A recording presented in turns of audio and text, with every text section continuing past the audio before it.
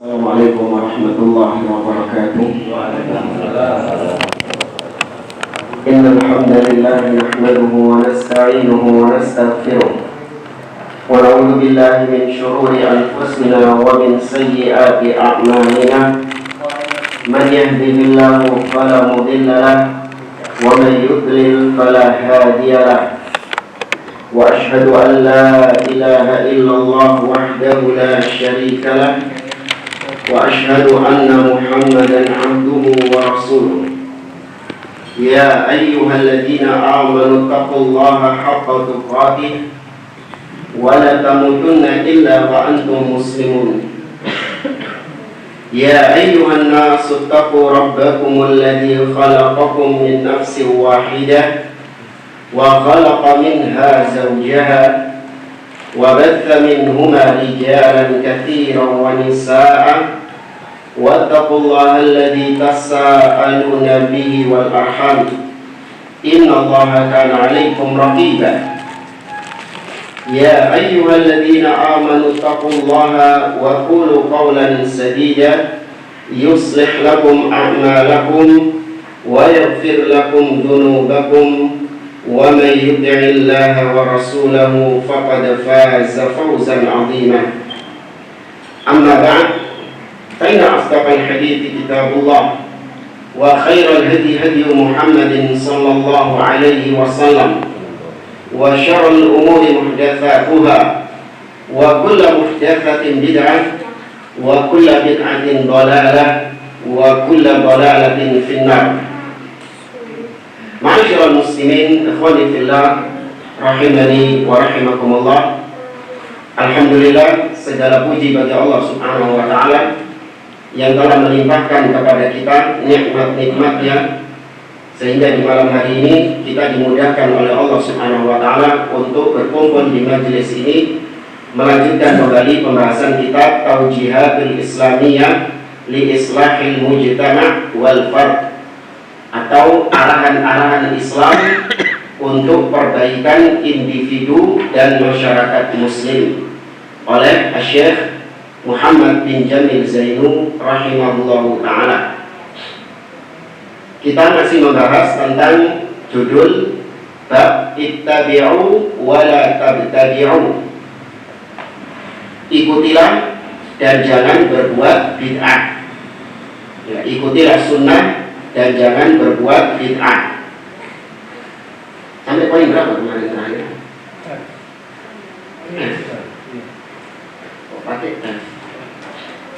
5 yang 6. Oh, sekarang yang 6. Imam Malik. Baik. Sampai pada poin yang ke-6. Wa qala Malikun rahimahullah. Berkata Imam Malik bin Anas rahimahullah ta'ala,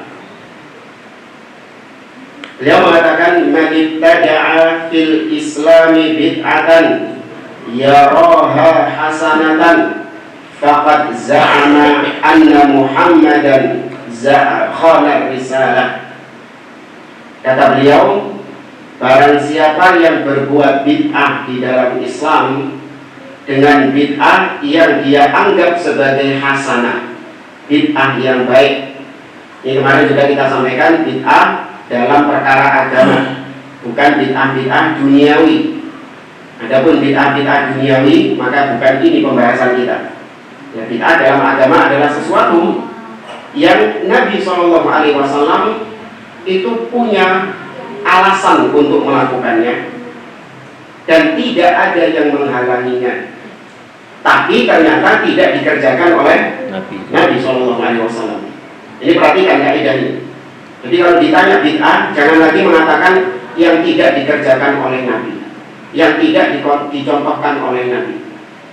Ini masih ada celah untuk orang-orang membantah balik antum dengan mengatakan bahwa Nabi SAW nggak pernah mencontohkan ceramah pakai mikrofon. Nabi gak pernah mencontohkan haji naik pesawat. Ya, Nabi gak pernah mencontohkan apalagi adzan pakai speaker. Ya, itu kan dalam masalah agama. Ujar. Ya, Goreng. Dapur. Persis. Maka mereka ada celah untuk membantah antum. Maka untuk membungkam mereka pakai kaidah ini, yaitu sesuatu yang Nabi SAW punya dorongan, motivasi, alasan untuk mengerjakannya, dan tidak ada yang menghalangi Nabi SAW, tapi ternyata tidak dikerjakan oleh Nabi. Maka apabila kita mengerjakannya, jatuhnya bid'ah. Tapi kalau tidak terpenuhi dua syarat ini, maka meskipun kita mengerjakannya, itu tidak dikatakan sebagai bid'ah yang tercela. Contoh apa? Mikrofon, ya kan? Apa alasan saya pakai mikrofon? Alasan muadzin pakai mikrofon, alasannya imam pakai mikrofon biar apa? Agar semua mendengar. Biar terdengar jelas atau biar keras. Ya, biar dakwah ini ya, tersampaikan. Dan apakah Nabi punya dorongan yang sama? Iya, Nabi SAW punya alasan yang sama. Nabi juga ingin agar dakwahnya itu tersampaikan. Makanya Nabi dalam riwayat Jabir bin Abdullah, ketika beliau berkhutbah, Nabi sampai dikatakan wa ala sautuhu, dan Nabi itu meninggi suaranya. Ya, maka Nabi punya motivasi yang sama dengan kita yang pakai mikrofon itu. Kemudian yang kedua apa tadi? Penghalang.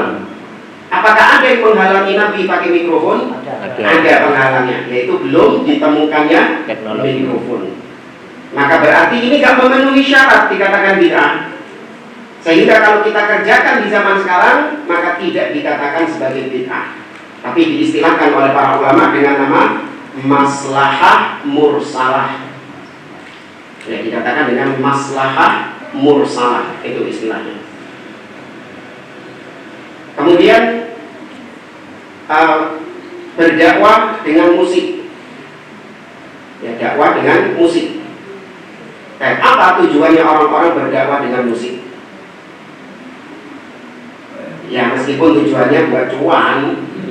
Antum kira artis-artis, penyanyi-penyanyi yang nyanyi religi, tujuannya itu buat lillahi ta'ala, biar tersampaikan dakwah.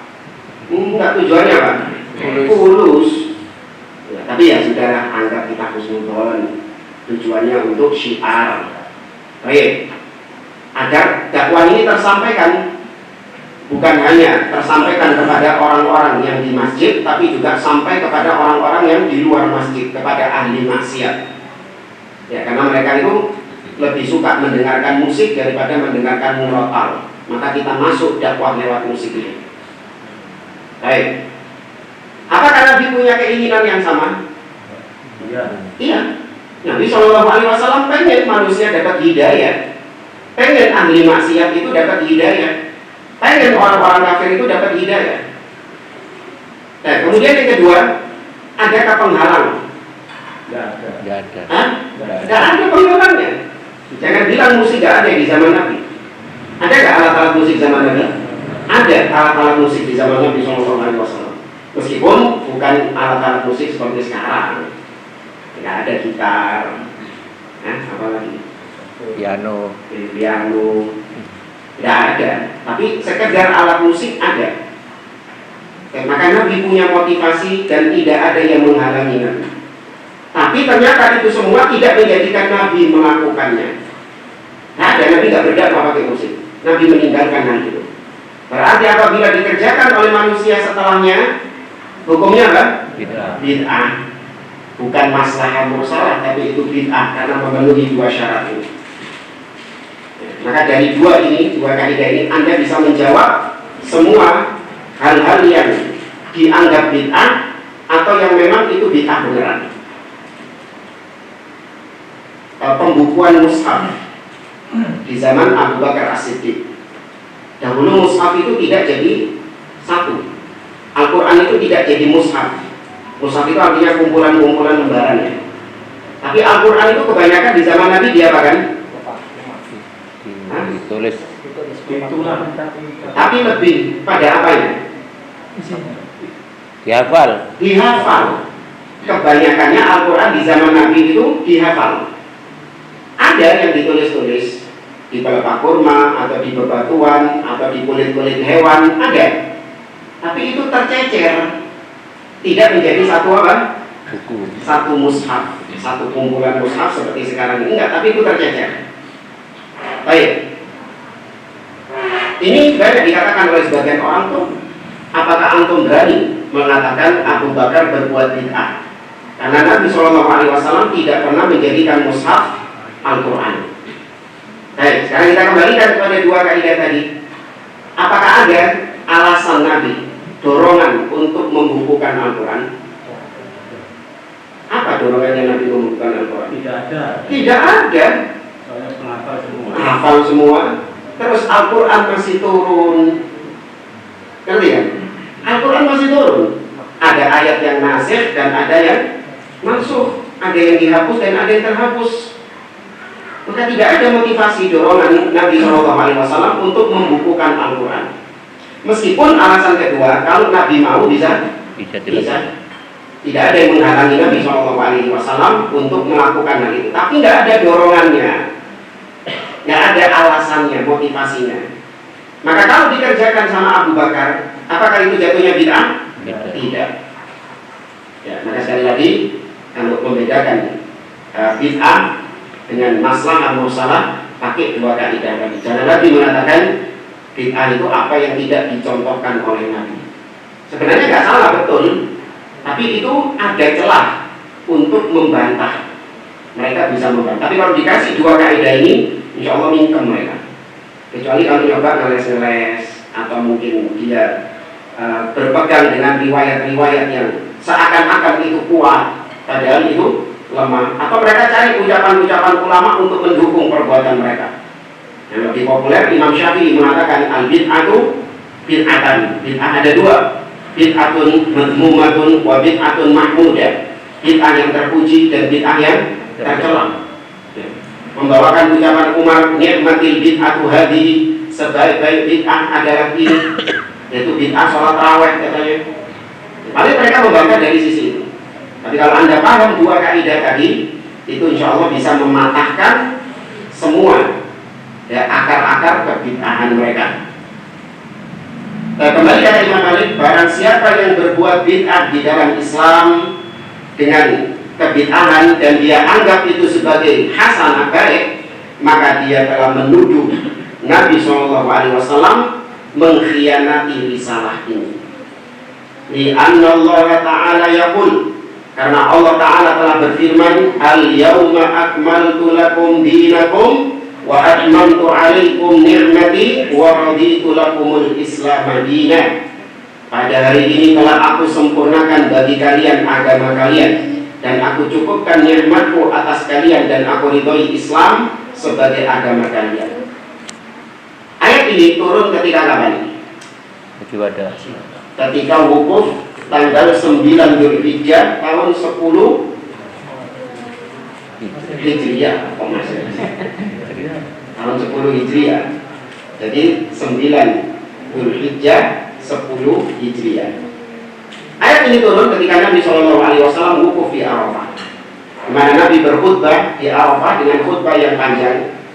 Kemudian di akhir khutbah itu Nabi SAW bertanya kepada para sahabat yang hadir. Nabi mengatakan, ala hal ballaghtu, sudahkah agama ini aku sampaikan kepada kalian? Maka serentak para sahabat ketika itu mengatakan, bala ya Rasulullah, sudah ya Rasulullah. Maka kemudian Nabi ta'asyara biyadihi sababa ila sama. Nabi mengisyaratkan jari telunjuknya ke atas langit sebagai isyarat bahwasanya Allah di atas. Bahwasanya Allah berada tinggi di atas. Kemudian Nabi mengatakan, Allahumma syhad, ya Allah persaksikanlah. Dan maka ini menunjukkan bahwa kemudian Allah menurunkan ayat ini, al-yauma akmaltu lakum dinakum, telah aku sempurnakan bagi kalian agama kalian. Sehingga Nabi telah selesai tuntas menyampaikan semua agama Allah. Apa yang Allah wahyukan sudah disampaikan oleh beliau kepada umatnya. Tidak ada yang disembunyi-sembunyikan sama beliau. Ya, kalau Nabi menyembunyikan sesuatu, pasti Allah tidak akan menyempurnakan, telah melegalkan, telah menegaskan kesempurnaan. Allah Maha tahu nggak? Allah Maha tahu. Pasti Allah akan menegur Nabi SAW. Ada agama ini yang belum kau sampaikan, wahai Muhammad. Nah, mungkin Allah mengatakan agama telah sempurna, padahal Nabi masih belum sempurna menyampaikan agama ini. Kalau Ustaz mungkin belum sempurna menyampaikan kitab. Mungkin nggak Ustaz korupsi kitabnya? Banyak pembahasan bid'ah dilewati. Oh, ini nanti bikin kami. Ya, maka mungkin saya lewati saja. Banyak yang demikian nggak jujur dalam membahas kitab, atau mungkin diselewengkan maknanya, cari aman dia. Ya, kalau Ustaz bisa korupsi, tapi Nabi SAW nggak mungkin korupsi. Ini ayat jangan disampaikan. Geger loh. Ya, ada Nabi kayak gitu. Disampaikan masih geger di sisa. Di kota Mekah, geger apa enggak? Geger. Sampai Nabi diusir. Ya kan? Gara-gara Nabi menyampaikan tauhid. Ya, menyampaikan kalau praktek peribadahan mereka adalah syirik kepada Allah Azza wa Jalla, ditutup-tutupi sama Nabi SAW. Disampaikan. Ya, maka Allah menyempurnakan agama ini. Kemudian Imam Malik mengatakan, "Fama lam yakun yauma idin dinan fala yakunul yauma dina." Apapun yang bukan termasuk agama pada saat ayat ini turun, maka sampai detik ini tidak akan bisa masuk bagian dari agama Islam. Sampai hari kiamat tidak akan bisa masuk ke dalam agama Islam. Masih dilebur-lebur. Bid'ah-bid'ah yang ada, ya, yang muncul setelah wafatnya Nabi SAW, muncul setelah ayat ini turun, meskipun mendopeng Islam, tetap itu tidak dikatakan bagian dari Islam. Meskipun yang melakukan adalah kaum muslimin. Ini yang harus kita yakini, tidak ada satupun yang tidak disampaikan oleh Nabi dari agama ini. Maka kalau ada yang berbuat bid'ah, berarti secara tidak langsung dia menuduh Nabi belum sempurna menyampaikan agama. Allah kesusu menyempurnakan. Lurus yang dituduh beda. Nabi belum sempurna, Allah yang nggak tahu. Kesusu dia apa? Disempurnakan. Harusnya Allah Maha tahu. Apalagi Allah telah mengancam di dalam surat Al-Maidah, "Ya ayyuhar rasul, balligh ma unzila ilaika min rabbik. Wa illam taf'al fama ballaghta risalata." Wahai Rasul, sampaikan apa yang Allah turunkan kepadamu. Apabila kau tidak menyampaikan sedikit saja, kau dianggap tidak menyampaikan semua. Satu saja tidak disampaikan Nabi, dianggap Nabi tidak menyampaikan semuanya. Nah, mungkin Nabi SAW berbuat demikian. Nah, maka semua bid'ah-bid'ah yang dimunculkan itu hakikatnya adalah tuduhan Nabi SAW telah berkhianat, mengkhianati risalah agama ini. Kemudian kita lanjutkan poin yang ketujuh. Wa qala Syafi'i rahimahullah. Berkata Imam Syafi'i rahimahullah taala, "Man istahsana faqad syara'a." Barang siapa yang berbuat istihsan, istihsan ini adalah anggapan baik. Kan tujuannya baik, kan niatnya baik, tapi nggak dicontohkan sama Nabi. Ya kan, tapi niatnya baik, nggak apa-apa. Barang siapa yang menganggap baik sesuatu, maka dia sama saja telah membuat syariat. Ya, dia sama saja mengarang-arang syariat baru. Walau jazal istihsanu fid dini la jaza dzalika li ahli al-uquli min ghairi ahli al-iman. Seandainya istihsan, anggapan baik, beribadah hanya dengan modal anggapan baik itu boleh, maka ya la jaza dzalika li ahli al-uqul min ghairi ahli al-iman. Maka tentu yang bisa mengarang-arang cuma orang-orang yang cerdas, orang-orang yang berakal saja. Itu yang bisa menganggap baik, karena mereka ini akalnya visioner. Sedangkan yang beriman nggak punya hak. untuk membuat-buat hal yang baru karena akal mereka nggak seberapa cerdas. Kayak haji sekarang misalnya, ada wacana untuk berhaji di Indonesia. Karena kenapa tidak? Indonesia ini luas tanahnya, bisa menampung lebih daripada di Saudi. Kita bisa bikin masjid yang lebih megah dari Masjid Nabawi, Masjidil Haram. Kita bisa bikin Ka'bah yang lebih megah daripada Ka'bah yang ada di Mekah. Bisa. Daripada kita tiap tahun geger masalah haji, antrian haji semakin menumpuk. Terus juga menguntungkan orang Arab katanya, nyugit orang Arab. Kita bikin di Indonesia enak, tidak menghabiskan biaya. Dan hajinya bisa setiap saat, nggak harus di bulan Dzulhijjah. Kan yang penting niatnya baik. Masa Allah membeda-bedakan gitu? Maka kalau namanya ibadah harus dengan anggapan baik, maka yang bisa hanya orang-orang yang berakal. Wala jaza'an yushra'a fid dini fi kulli bab. Kalau memang dibolehkan model anggapan baik saja, maka tentu diperbolehkan untuk beranggapan baik di dalam agama dalam setiap permasalahan. Jadi boleh, apa bedanya? Contoh misalnya, saya sholat 5 rakaat. Kenapa tidak? Apa sih? Di rakaat kelima ini saya membaca apa? Sama. Saya membaca takbir, Allahu Akbar. Saya membaca Al-Fatihah. Kemudian saya bertasbih, Subhana Rabbiyal Azim. Kemudian saya memuji Allah, Sami Allahu liman hamidah, Rabbana walakal hamd. Emang rakaat kelima ini saya berzina? Rakaat kelima ini saya minum khamr? Enggak, rakaat kelima saya juga membaca Al-Fatihah, membaca zikir. Bukankah itu baik? Ini sama seperti yang dulu pernah viral seorang habib ketika membantah orang-orang yang membid'ahkan peringatan Maulid Nabi, dalilnya dalil martabak. Campur-campur. Iya, dalilnya dalil martabak. Ini nggak tahu nih, si habib kehabisan dalil atau gimana? Dalilnya martabak. Martabak itu isinya apa? Daging. Daging hukumnya apa? Halal. Terus telur hukumnya apa? Halal. Mie, bawang peri, tepung.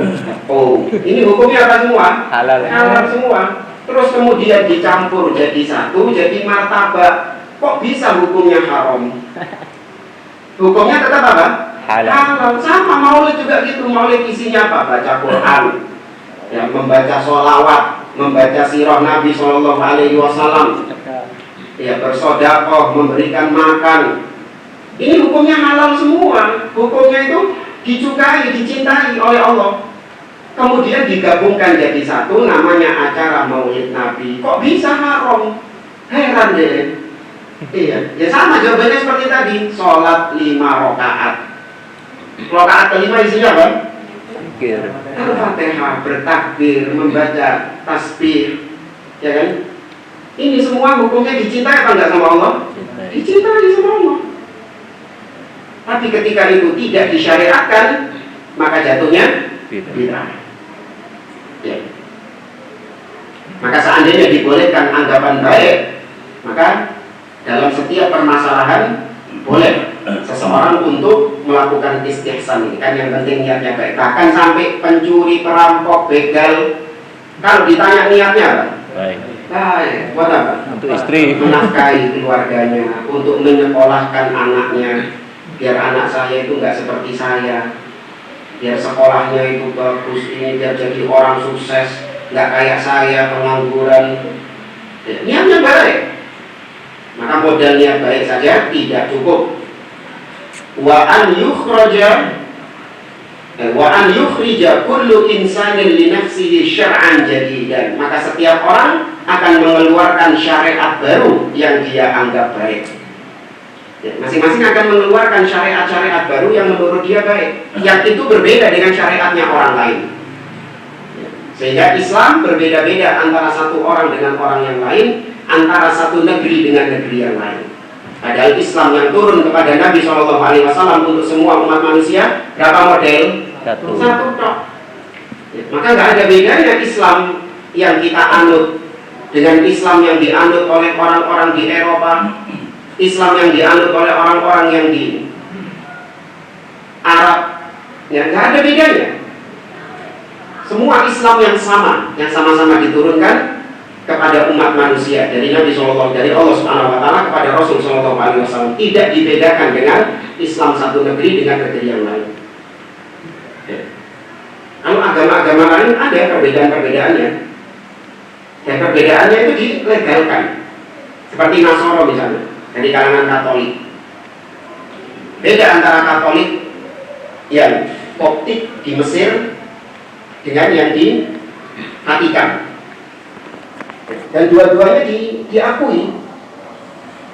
Nah, ini agamanya Nabi Isa yang mana ini berarti? Oh, ini pakai tradisi Timur Tengah, ya, oh ini pakai tradisi Eropa. Tapi dua-duanya betul. Padahal jauh berbeda antara yang satu dengan yang lain, tapi dikatakan sama-sama benarnya. Maka dalam Islam tidak ada demikian. Satu agama Islam. Hindu juga gitu. Sama nggak Hindu yang di Indonesia dengan India? Yang di Indonesia saja juga beda-beda. Ya, antara Hindu yang di Bali sama Hindu yang di Tengger beda. Maka dalam Islam tidak ada demikian. Baik. Kemudian yang ke-8, wa qala Rabi' rahimahullahu ta'ala, la tadhar bid'atun illa turika mithluha sunnah. Tidaklah bid'ah itu nampak muncul kecuali akan ditinggalkan sunnah yang semisal dengan bid'ah itu. Ya, tidaklah suatu bid'ah itu muncul kecuali pasti sunnah yang semisal dengannya ditinggalkan. Baik bid'ah akidah ataupun bid'ah amaliyah.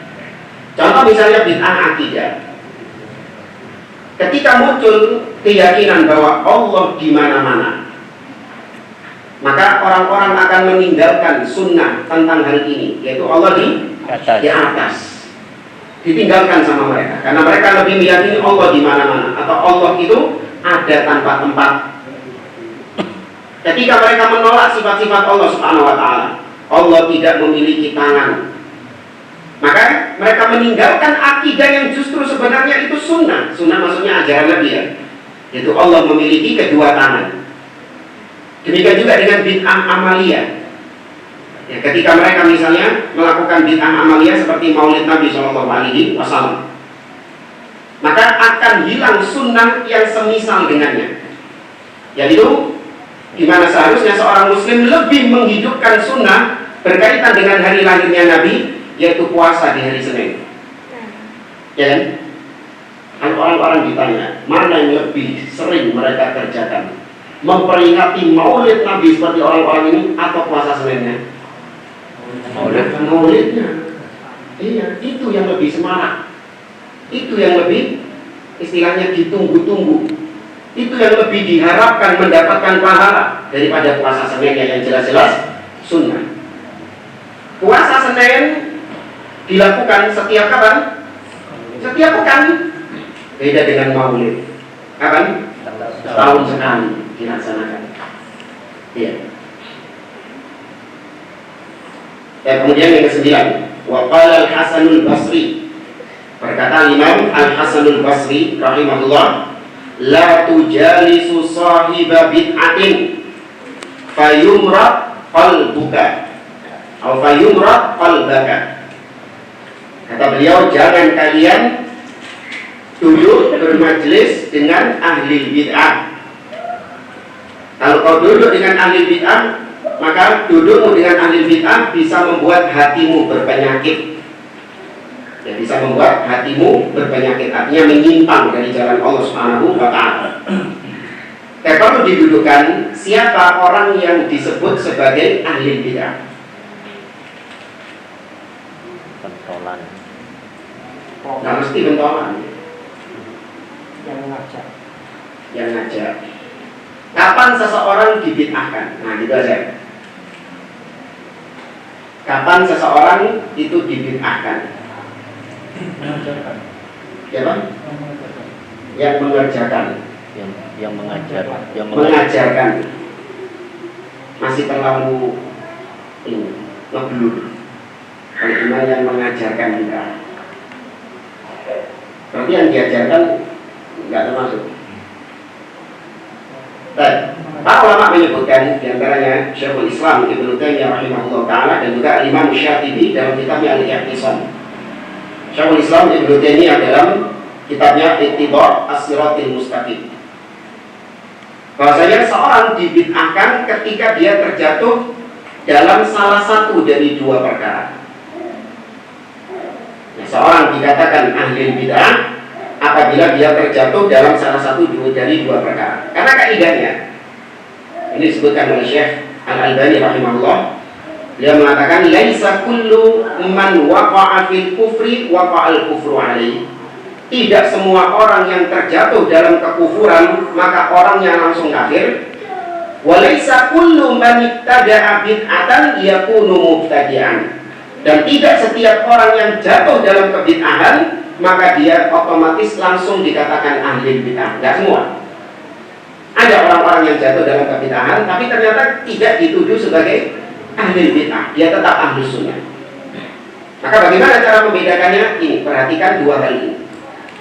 Yang pertama, apabila dia menyelisihi ahli sunnah dalam perkara-perkara yang sifatnya global. Ya, dalam perkara-perkara yang sifatnya, ya kalau bahasa saya biasanya di pengajian, kalau dia menyelisih ahlussunnah dalam perkara besar yang di dalamnya ada banyak perintilan-perintilannya. Biasanya saya pakai istilah grosir. Soalnya lawannya apa? Eceran. Satu pak. Nanti akan kita jelaskan. Kalau bahasa Arabnya kulli, dia menyelisih ahlussunnah dalam perkara kulli. Apa bahasanya? Nah ini Yang kompleks. Ini tisu ini satu pak isi 250. Nah kalau saya membuang satu pak ini berarti saya membuang satu kulli. Tapi kalau saya mengambil satu berarti ini namanya juz'i, ecerannya. Ngerti ya? Baik. Nanti akan kita contohkan. Menyelisihi ahlussunnah dalam perkara kulli, grosir. Yang kedua, dia dikatakan ahli bid'ah apabila dia menyelisihi ahlussunnah dalam perkara-perkara juz'i, eceran. Tapi ecerannya ini adalah eceran yang memang permasalahan tersebut adalah permasalahan yang menjadi titik sentral perdebatan ahlussunnah dengan ahli bid'ah. Contoh saja, ilmikal dengan contoh yaqtadi al-maqal akan semakin nampak sebuah ucapan. Ada orang yang mengatakan bahwa saya tidak menetapkan semua sifat Allah, tapi saya melakukan tafwid terhadap semua sifat Allah. Apa itu tafwid? Menyerahkan maknanya kepada Allah. Apa artinya tangan? Serahkan kepada Allah. Apa maknanya? Allah di atas arsy, serahkan kepada Allah. Jadi dia menyelisih. Padahal ahlussunnah itu apa dalam masalah sifat? Menetapkan hakiki. Allah punya tangan, iya tangan yang hakiki. Allah punya wajah, iya wajah yang hakiki, tapi tidak serupa dengan makhluk. Baik, dia mengatakan semua sifat Allah saya tafwid, saya serahkan maknanya kepada Allah, tidak saya tetapkan. Maka berarti dia menyelisih ahlussunnah dalam grosir apa yang ini? Grosir. Kenapa kok grosir? Karena sifat Allah itu berapa?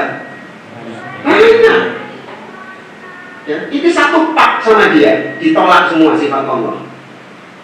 Ya, satu pak ini ditolak semua, sifat wajah, sifat tangan, sifat istiwa, sifat mendengar, sifat kalam, ya, sifat melihat, dan semua sifat-sifat Allah ditolak sama dia, tapi ditafwid, diserahkan maknanya. Maka ini menyelisihi ahlussunnah, tapi kasusnya kasus apa ini?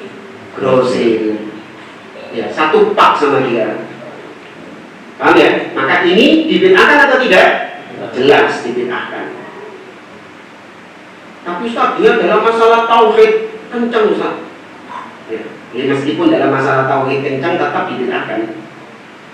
Tapi dia masalah taat kepada pemimpin, dia benar, iya meskipun itu. Satu saja menyelisihi Ahlus Sunnah dalam perkara-perkara grosir, dia dibid'ahkan. Baik, sekarang yang kedua, kalau dia menyelisih Ahlus Sunnah dalam masalah eceran, tapi ecerannya ini eceran yang menjadi titik sentral perdebatan Ahlus Sunnah dengan ahli bidah. Contoh misalnya, saya mengimani semua sifat Allah, saya tetapkan. Allah punya wajah, iya, Allah punya wajah. Allah punya tangan, iya, Allah punya tangan. Hakiki, hakiki. Allah punya pendengaran, iya, Allah punya pendengaran. Allah punya penglihatan, iya. Semua sifat-sifat Allah ditetapkan seperti Ahlus Sunnah. Tapi ada satu sifat yang tidak ditetapkan sama dia, ditolak. Sifat apa? Seperti misalnya sifat al-ajab, takjub. Allah itu takjub. Cuman itu yang ditolak sama dia. Yang lain ditetapkan. Maka coba dilihat. Ini kan berarti ecerannya ya. Belum ngerti nggak? Ini ngerti ya? Jadi bukan satu pak, satu bungkus yang ditolak sama dia, cuma perintilan itu satu bagian, ya bagian subnya, yaitu sifat takjub ditolak sama dia. Padahal Ahlus Sunnah menetapkan Allah Subhanahu Wa Taala memiliki sifat takjub sesuai dengan kebesaran dan kemuliaannya, tidak sama dengan takjubnya makhluk. Itu ditolak sama dia. Maka antum lihat sifat takjub ini, apakah sifat yang jadi perdebatan Ahlus Sunnah dengan ahli bidah? Iya, dalam kitab apa?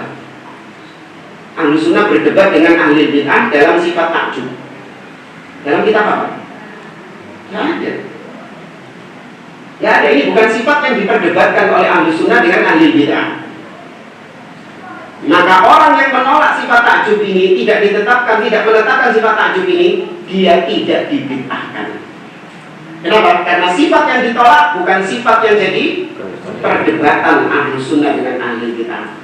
Ada kasusnya, ada, namanya Qadhi Shuraih. Seorang ulama yang bernama Qadhi Shuraih. Kata Syekhul Islam Ibnu Taimiyah, wa ma'a dzalik huwa imamun min imamil muslimin. Meskipun dia menolak sifat takjub, dia tetaplah seorang imam dari imamnya kaum muslimin. Ya. Demikian juga Ibnu Khuzaimah dalam kitabnya At-Tauhid. Beliau ada beberapa ketergelinciran, namun tetap beliau adalah seorang ulama Ahlus Sunnah. Karena ketergelinciran beliau itu bukanlah dalam masalah yang menjadi perdebatan Ahlus Sunnah dengan ahli bidah. Kasus kedua, ada seorang mengatakan, saya menetapkan semua sifat Allah. Allah punya tangan, iya Allah punya tangan. Allah punya wajah, iya Allah punya wajah. Ya, Allah punya, semua ditetapkan seperti Ahlus Sunnah. Tapi satu yang tidak mau saya tetapkan. Apa itu? Allah di atas.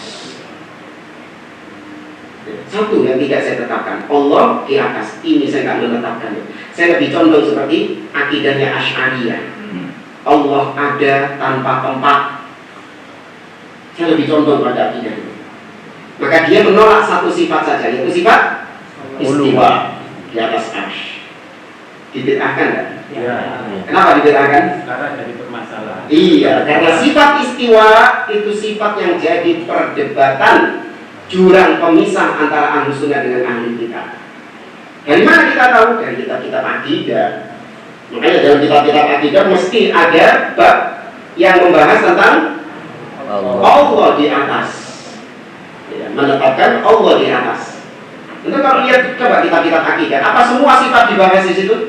Enggak, hanya yang sifat-sifat yang menjadi titik sentral perdebatan Ahlus Sunnah dengan ahli bidah. Seperti sifat kedua tangan, ya kan, sifat wajah, kemudian sifat kalam.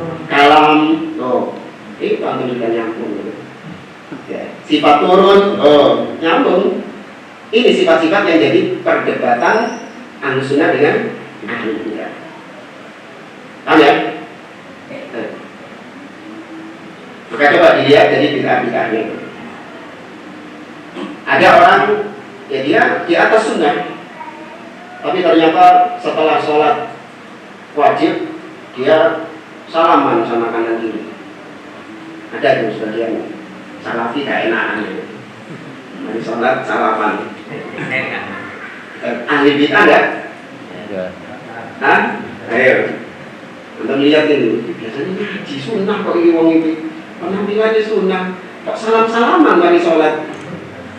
Nah, dibid'ahkan enggak? Tidak. Itu bukan permasalahan yang menjadi titik sentral Ahlussunnah dengan ahli bid'ah. Nah, ada di kitab-kitab akidah mana pembahasan demikian. Ya. Baik. Maka berarti yang dimaksud ahli bid'ah itu oleh Hasan Al-Basri. Nah, lebih khusus kalau berkaitan dengan jangan bermajlis dengan ahli bid'ah, berarti ini orang-orang yang memang menyeru kepada bid'ahnya, ngejak orang untuk bid'ah. Adapun pelaku-pelakunya yang cuma sekedar ikut-ikutan, maka ini tidak berbahaya kalau kita bermajlis dengan mereka. Justru diharapkan kalau kita bermajlis dengan mereka, kita akan mengajak mereka kepada sunnah. Tapi kalau ini vokal ngajak orang untuk berbuat bid'ah, kamu duduk sama dia isinya syubhat tok. Antum pulang dari situ syubhat terus yang antum bawa. Maka seperti ini jangan duduk bersama dia. Karena pulang-pulang antum oleh-oleh syubhat. Meskipun dia bukan ustadz, apalagi ustadz. Cangkrukan biasa di pinggir jalan atau cangkruk di mana pos kamling lah. Ada satu orang ini yang vokal, selalu dia ini mengeluarkan syubhat ketika duduk. Ya, memang betul dia bukan ustadz, tapi setiap kali antum duduk di situ, sedikit demi sedikit keimanan antum tergerus. Dulu kita pernah duduk-duduk di ya balai ini lah. Dulu kita tiap malam sering ngumpul-ngumpul di situ sama bapak-bapak apa. Main catur lah, main domino lah dulu. Nah, terus ya obrolan bapak-bapak kalau jam malam pak bahaya ya, ya kan? Obrolan bapak-bapak kalau jam 12 malam kan bahaya. Lihat langit. Langit ini diciptakan oleh Allah, ya. Karena tidak ada sesuatu apapun kecuali pasti ada yang menciptakannya. Ini ada yang menciptakannya dan nunjuk barang-barang ini pasti ada yang bikin, ada yang bikin. Maka setiap yang ada pasti ada yang mengadakannya. Lantas siapa yang mengadakan Allah? Nah. Ya kan? Lantas siapa yang mengadakan Allah? Ya sudah, antum pulang dari situ kepikiran apa? Iya. Meskipun dia bukan ustadz, tapi model omongannya kayak gini-gini, jangan duduk sama mereka. Syubhat tok isinya. Meskipun dia tidak sedang berceramah ya, tapi pertanyaannya dia ini bahaya. Nah, bisa membuat orang, apalagi yang nggak punya ilmu, nggak punya keimanan yang kuat, ya, akhirnya dia bisa kufur, bisa murtad. Iya, berarti Allah ini ada yang menciptakannya. Bahaya Allah. Bahaya Allah. Disambung. Iya. Maka jangan duduk bersama ahli bid'ah ini karena bisa membuat hatimu berpenyakit. Maksudnya hati berpenyakit ini bukan kanker, ya terus apa? Paru. Ya bukan. Kalau di scan di rumah sakit ya nggak ada penyakitnya. Jadi maksudnya di sini adalah penyimpangan. Ulama yang lain juga sama bernada seperti ini. Seperti Abdullah bin Abbas radhiyallahu taala anhuma, dia mengatakan la tujalisu ahlal bidah fa inna mujalasatahum mumridatun lil qulub. Jangan kalian duduk bermajelis dengan ahli bid'ah. Karena duduk dengan ahli bid'ah bisa membuat hatimu berpenyakit. Sama seperti ucapannya Hasan Al-Basri dalam kitab ini. Nah, ini berarti membantah sebagian orang yang mengatakan sulit sekali itu. Jadi salafi itu nggak boleh duduk sama ahli bid'ah. Berarti kalau naik pesawat harus dia memastikan siapa di sampingnya itu. Ya ada kayak gitu. Dia cek manifest pesawatnya itu. Oh, saya duduk sama fulan, saya mau tukar. Kalau ternyata full satu pesawat isinya ahli bid'ah, nggak jadi berangkat. Ini bahlul. Karena dimaksud di sini duduk dalam rangka apa? Bermajelis. Ya, bermajelis yang di situ membicarakan agama, yang mana ahli bid'ah ini mengeluarkan syubhat. Al-Imam Al-Fudail bin Iyad rahimahullah ta'ala, beliau mengatakan, akulu ma'al yahud wan nasara wala akulu ma'a sahibil bidah. Aku rela makan bersama Yahudi dan Nasrani, tapi aku tidak rela duduk makan bersama ahli bidah. Kenapa alasannya? Karena subhat.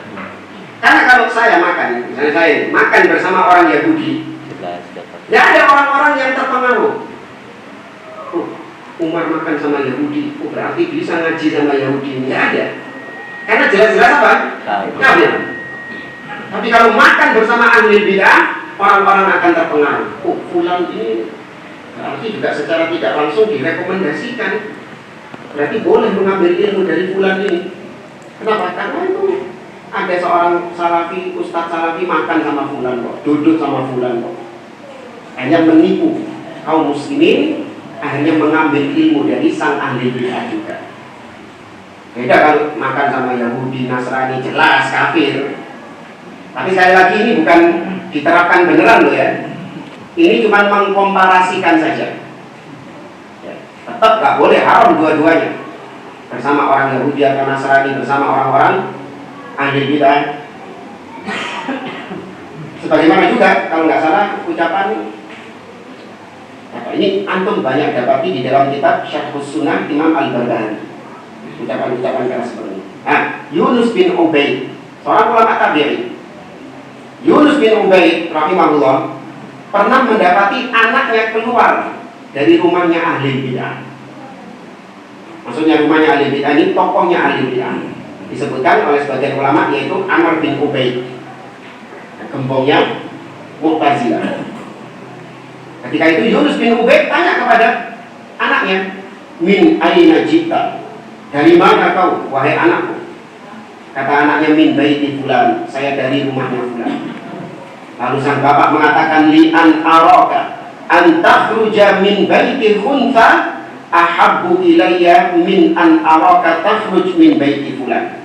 Sungguh kau keluar dari rumahnya seorang banci ahli maksiat, itu lebih mending bagiku daripada aku melihatmu keluar dari rumahnya fulan yang tokoh ahli bid'ah. Wallahi ya bunayya, demi Allah wahai anakku, li antal qallaha sariqan fasiqan zaniyan khainan ahabbu ilayya min antal qahu biqauli fulan. Demi Allah wahai anakku, kelak kau berjumpa dengan Allah sebagai pezina, pencuri, ya, pengkhianat, sebagai orang fasik, itu lebih mending bagiku daripada kau berjumpa dengan Allah dengan membawa akidahnya fulan yang ahli bid'ah. Ini bukan meremehkan maksiat, awas. Ini dalam rangka untuk mengkomparasikan ya, bahwa kebid'ahan, terutama perkara-perkara akidah, ini lebih dahsyat daripada kemaksiatan. Yang lebih dahsyat daripada kemaksiatan.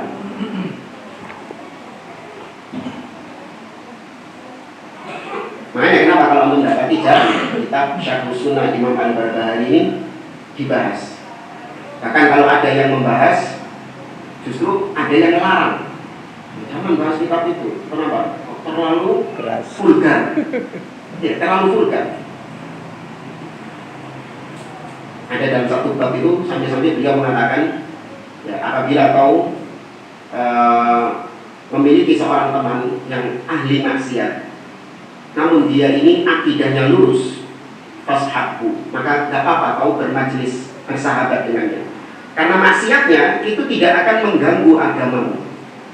Ya, artinya orang dia tahu itu maksiat buruk, sehingga kau nggak akan ketularan maksiatnya karena kau sudah tahu bahwa itu adalah keburukan. Namun kalau kau mendapati temanmu itu seorang ahli ibadah, luar biasa ibadahnya, sholatnya rajin, puasanya rajin, sodakohnya rajin, tapi dia di atas kesesatan, di atas kebid'ahan, jangan kau bermajlis dengannya, jangan kau bersahabat dengannya. Kenapa? Karena kau menganggap kebid'ahannya itu sebagai sebuah kebaikan. Beda sama maksiat. Kita tahu maksiat itu keburukan. Nah, bagian terakhir, waqala Hudzaifah, berkata Hudzaifah ibnul Yaman radhiyallahu ta'ala anhu, kullu ibadatin lam yata'abbadha ashabu Muhammadin fala ta'abbaduha. Semua ibadah, ya semua bentuk ibadah yang para sahabat Nabi SAW tidak pernah beribadah dengan ibadah tersebut, maka jangan kalian beribadah dengan ibadah itu. Maulid Nabi, kalau ditanya maulid ini pelakunya, ditanya kalian melakukan ini dapat pahala nggak dari Allah? Pasti jawabannya apa? Dapat. Dapat syafaat, dapat pahala di sisi Allah, dapat ampunan di sisi Allah. Baik, berarti itu adalah ibadah. Sesuatu yang dikerjakan dengan mengharapkan pahala, itu ibadah. Ibadah tersebut dilakukan nggak sama para sahabat Nabi SAW? Tidak dilakukan. Maka ini kata Hudzaifah, ibadah apapun yang tidak dikerjakan oleh para sahabat, maka jangan dikerjakan ibadah itu.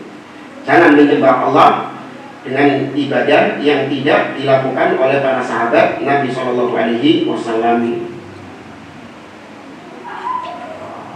Baik.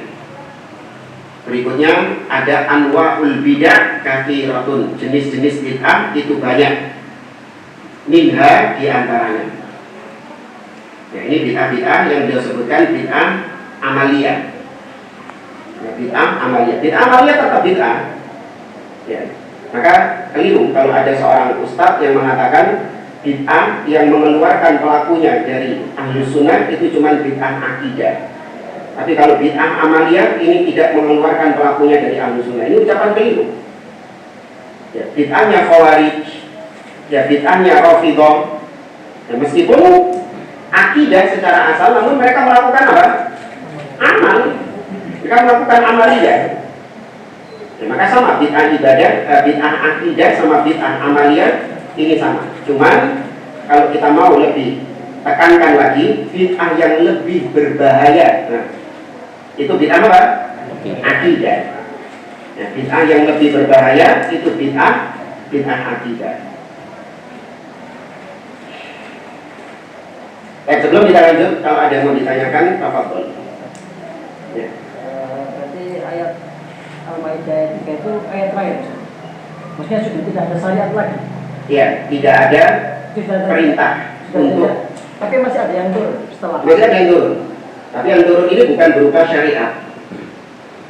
Yang turun bukan berupa perintah untuk mengerjakan ini, perintah untuk mengerjakan ini, tidak. Ya, tapi yang turun hanya sebatas ya ayat-ayat yang sifatnya motivasi. Ya. Tapi kalau syariat sudah tidak ada ibadah lagi, tidak ada halal haram lagi, tidak ada aturan lagi, semua sudah komplit ketika ayat itu turun.